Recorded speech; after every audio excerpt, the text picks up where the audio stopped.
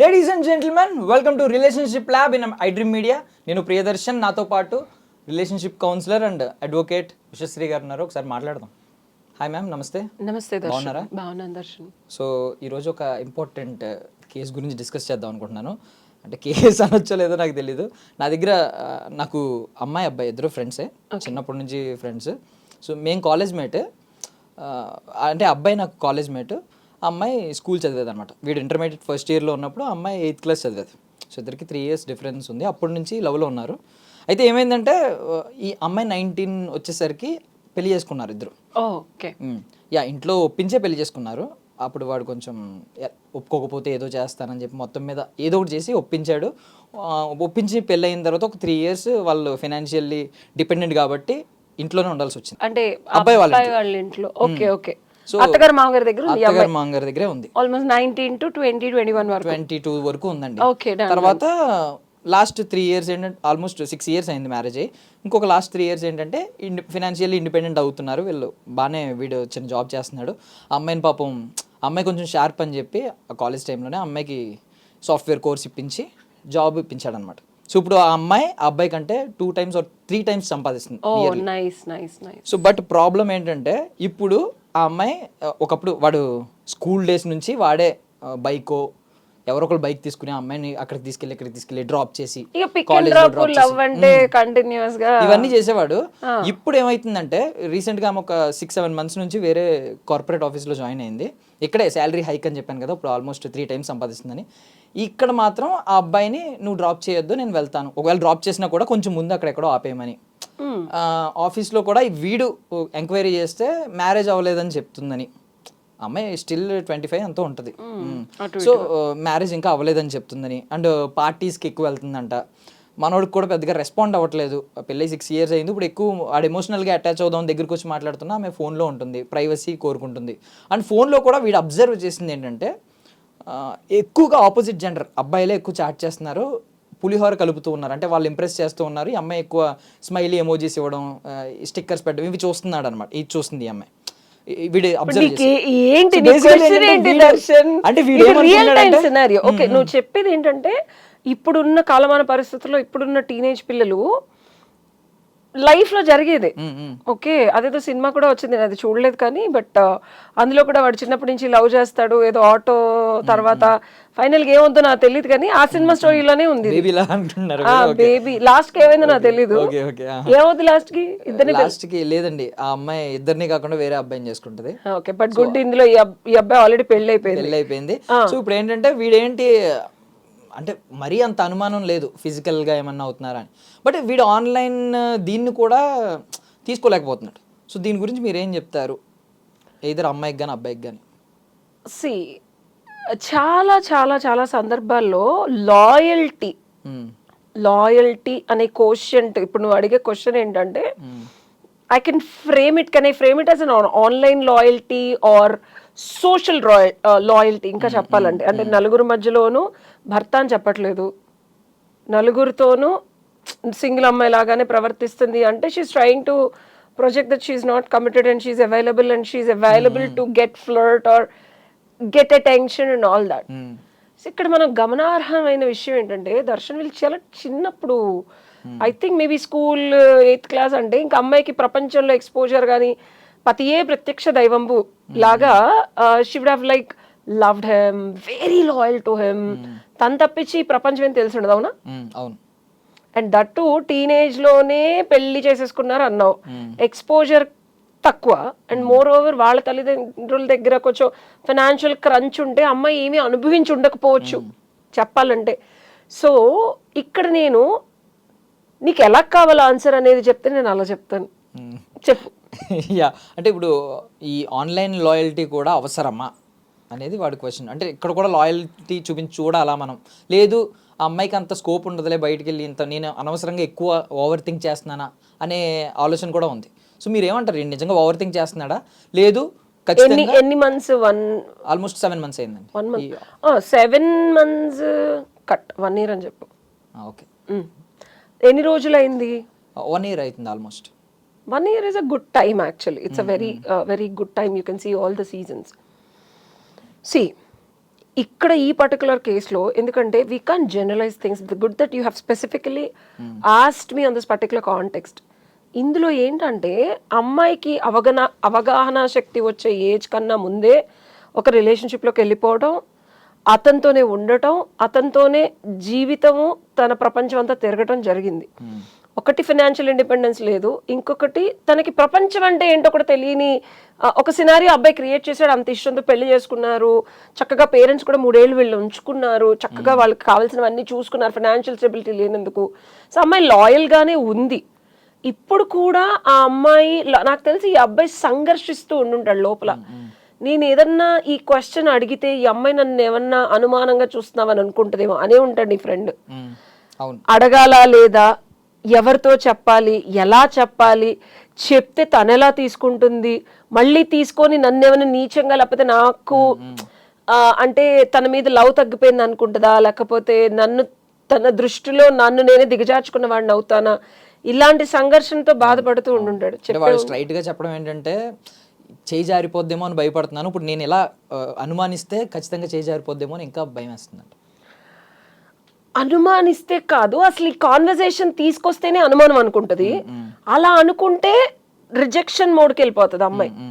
Love and affection నుంచి ఆ అబ్బాయి చూపించే కన్సర్న్ ఏదైతే ఉందో దట్ గోస్ ఇన్ టు ఒక పిట్ ఫాల్ లాగా అయిపోద్ది రిలేషన్షిప్లో. అంటే లేనిపోని మానసిక డిస్టెన్స్కి, ఎమోషనల్ డిస్టెన్స్కి అండ్ మెంటల్ డిస్టెన్స్కి. ఆల్రెడీ ఇప్పుడు ఈ అబ్బాయిని అవాయిడ్ చేస్తుంది అంటున్నావు, పబ్బులకి వెళ్తుంది అంటున్నావు, and is there anything else that she is doing?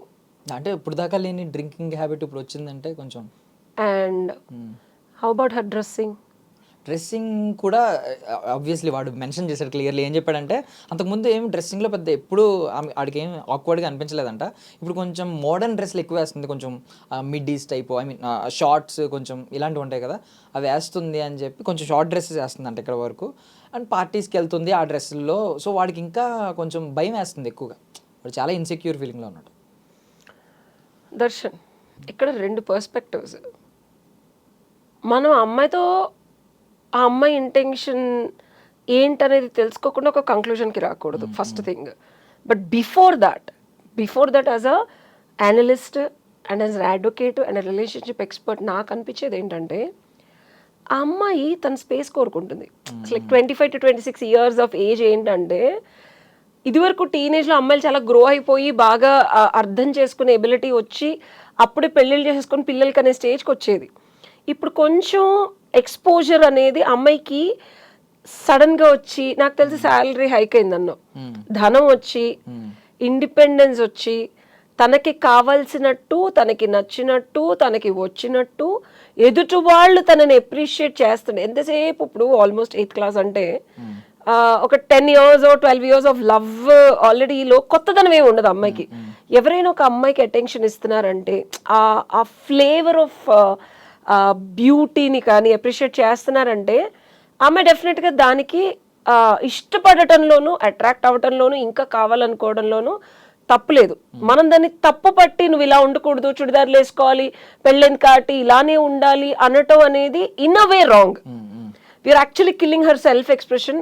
కానీ ఇప్పుడు ఈ అబ్బాయి మ్యారేజ్ చేసుకున్నాడు అండ్ డెఫినెట్గా క్వశ్చనబుల్గా ఉండే ఒక రెస్పాన్సిబుల్ హస్బెండ్గా ఉన్నాడు. అండ్ దించద్దంటాం, దూరంగా డ్రాప్ చేయించుకోవడం, ఎవరికి పెళ్లి కాలేదని చెప్పడం కొత్త ప్లేస్లో, అండ్ అసలు తిని ఎవరికి పరిచయం చేయకపోవడం. She's also in a mode of that single. అందరూ ఆ ఏజ్కి ఎవరైనా సరే పెళ్ళైపోయి 5-6 ఏళ్ళు అయిందంటే లైక్ పియర్ గ్రూప్ ప్రెషర్ కూడా ఉంటుంది. ఇక్కడ మనం ఒకటి గమనించాలి. ఇప్పుడు ఇది జనరల్ పబ్లిక్ ఎవరైనా అడిగినా సరే తప్పుపడతారు.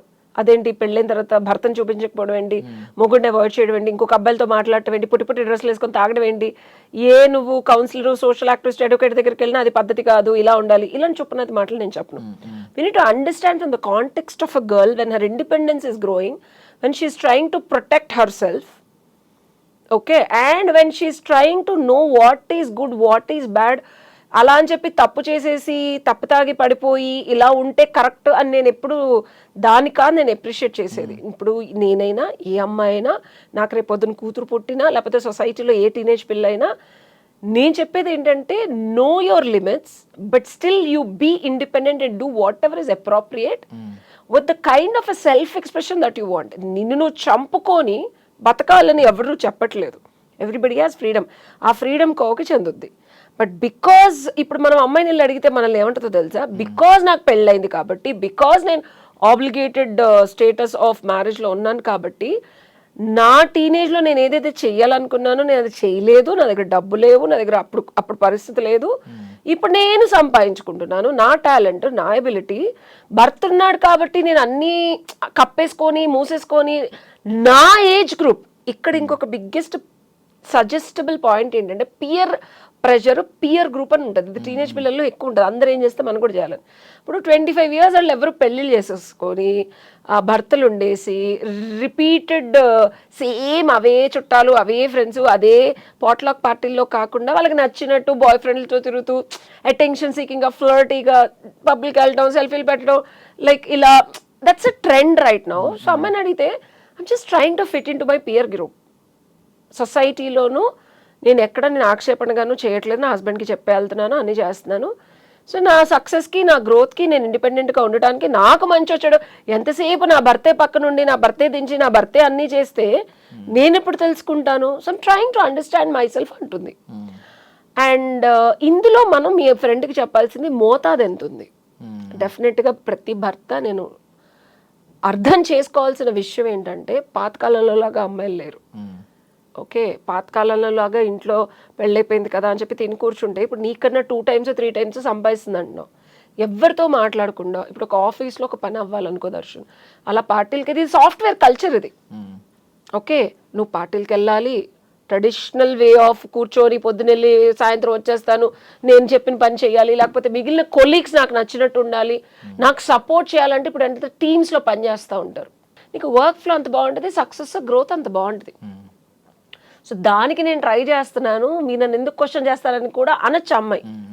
సో భర్తలు అర్థం చేసుకోవాల్సింది ఏంటంటే, పాతకాలం కాన్ఫ్లిక్ట్ని తీసుకొచ్చి ఇక్కడ పెట్టడం అనేది ఇబ్బందికరమైన పరిస్థితి. ఇక్కడ మీ ఫ్రెండ్ నేను 100% అప్రిషియేట్ చేస్తాను. ఎందుకంటే అతను ఇలా చుప్పినది క్వశ్చన్స్ చేసి అమ్మాయిని ఇబ్బంది పెట్టలేదు. కన్సర్న్ లాయల్టీకి వస్తే ఆ అమ్మాయితో he should have an open conversation. అది కష్టం అబ్బాయిలకి. దట్టు లవ్ చేశాడు కదా, చాలా ఇష్టపడి ఆ అమ్మాయిని చక్కగా, నాకు తెలిసి ఒక అల్లారు ముద్దుగా చూసుకుంటా ఉండుంటాడు, ప్యాంపర్డ్ కిడ్ లాగా. సో ఆ అమ్మాయి ఫీల్ అయినా ఇప్పుడు మీ ఫ్రెండ్ బాధపడిపోతాడు, ఆ అమ్మాయి ఎక్కడ ఫీల్ అవుద్దా అని చెప్పి ఇతను ఫీల్ అయిపోతున్నాడు. ఇలాంటి సందర్భాల్లో నేను ఇచ్చే సొల్యూషన్ ఏంటంటే, కమిటెడ్ కాన్వర్జేషన్ అంటాం. Okay, committed authentic conversation. ముందే నేను I'm writing the secret union ఒక బుక్, అందులో ఒక చిన్న టిప్ నీకు చెప్తాను. సో భార్యాభర్తలు ఒక టైం అయిపోయిన తర్వాత, కొన్ని సంవత్సరాలు గడిచిన తర్వాత, there is no proper place for them to sit and have an authentic conversation. కూర్చొని మాట్లాడుకోవడానికి ఇప్పుడు సోఫాలోనో టీవీ చూస్తానో, ఎవరైనా మాట్లాడదాం అంటే టీవీ చూస్తూ ఉంటారు. You know this is a very common thing. లేదా అమ్మాయి ఫోన్లో ఉండదు. ఎగ్జాంపుల్ మీ ఫ్రెండ్ విషయంలోనే she always on the phone if he wants to have a conversation. Okay, భార్యాభర్తలకి ఎట్టి పరిస్థితుల్లోనూ, అసలు భార్యాభర్తలకి ఫ్రెండ్స్కి తేడా ఏంటి? End of the day you meet and you sit and you have a conversation and have కుదిరితే physical intimacy and an emotional intimacy and an intellectual intimacy. ఇది ఎంతమంది చేస్తున్నారు? ఓకే, నీ ఫ్రెండ్కి నువ్వు ఇవ్వాల్సిన సలహా, ఇంట్లో ఇద్దరే ఉంటారు కాబట్టి ఒక చిన్న సీక్రెట్ స్పేస్ చేసుకోమంటా నేను. స్మాల్ సెంటెడ్ క్యాండిల్, కుదిరితే పాతకాలంలో మనకి సాంబ్రాణి అగరత్తులు పెట్టినట్టు ఒక మంచి నైస్ స్మెల్. ఇప్పుడు అంతా ఎందుకు మేడం అంటే సెంటెడ్ క్యాండిల్, డల్ లైటింగ్, కూర్చొని no phones, both phones are in silent mode. ఒకవేళ మీకు ఏమైనా ఫోన్లో వస్తాను, కుదిరితే switch off for the next 1 hour. ఓకేనా? ఇద్దరు ప్రశాంతంగా కింద కార్పెట్ వేసి కూర్చొని, ఎదురు కూర్చొని, ఒకరి చేతిలో ఒకళ్ళు ఇట్లా బాసపెట్లు వేసుకొని, చేతులు వేసుకొని, దెన్ హ్యావ్ అ కాన్వర్జేషన్. ఓపెన్గా, ఆథెంటిక్గా. ఏమని? నేను నీకు ఏం చెప్పినా నువ్వు అఫెండ్ అయి ఫీల్ అవ్వద్దు, నా ట్రూ ఫీలింగ్స్, ఎమోషన్స్ చెప్తా. నువ్వు నాలో నీకేం నచ్చట్లేదో అది కూడా నువ్వు అఫెండ్ అవ్వక, యాజ్ భార్యాభర్తలుగా ఒక 20 ఏళ్ళు 30 ఏళ్ళు కలిసి మనం జర్నీ చేయాలంటే ఉన్నది ఉన్నట్టు నేను నీతో నేకెడ్గా కాన్వర్జేషన్ చేయలేకపోతే భూప్రపంచంలో ఎవరి దగ్గరికి వెళ్ళి చేయగలను నేను? If I can't be truthful, నా లోపల ఉన్న బాధని నీతో నేను షేర్ చేసుకోలేకపోతే నేను ఇంకెవరితోనూ చేయలేను, నీ గురించి ఎవరితో చెప్పాల్సిన అవసరం నాకు లేదు అని చెప్పి, ఇలాంటి ఒక సీక్రెట్ స్పేస్ క్రియేట్ చేసుకొని తన చేతిలో చేతులు వేసి కనుక కళ్ళల్లో కళ్ళు చూసి, ఎందుకంటే మన పెళ్లిలో కూడా తెర తీసేసి ఇద్దరు కళ్ళల్లో చూపిస్తారు, ఎందుకంటే అక్కడ నువ్వు అబద్ధం చెప్పలేవు అండ్ నటించలేవు. When the other person is giving 100% attention and looking at you. ఇప్పుడు నేను నీ వంక ఇలా చూస్తున్నాను అనుకో, చెప్పు దర్శన్ అన్నా అనుకో, అబద్ధం చెప్పగలవా నువ్వు? ఎగ్జాక్ట్లీ. సో ఆ అబ్బాయిని ముందు నిజంగా చెప్పమను, ఆ అమ్మాయిని క్వశ్చన్స్ అడగమను, హ్యావ్ అ కాన్వర్సేషన్. నేను ఇలా ఫీల్ అవుతున్నాను, నాకు ఇలా అనిపిస్తుంది, నువ్వేమనుకుంటున్నావు, నాకు ఇది ఎక్కడికన్నా నన్ను వదిలేసి వెళ్ళిపోతావేమో, లేకపోతే నాకు ఏదైనా అనిపిస్తుందేమో అని భయంగా ఉంది, can you please reassure are can we just bring our love back, నాకు ఎందుకో నువ్వు నన్ను అవాయిడ్ చేస్తున్నావు అనిపిస్తుంది అని అడిగి చూడమను. ఆ పిల్ల నిజంగా అమ్మాయి ఏం చేస్తుందో చెప్తుంది. Okay, this is the solution. Done. Super super, చాలా బాగా చెప్పారు. Thank you so much for your valuable time.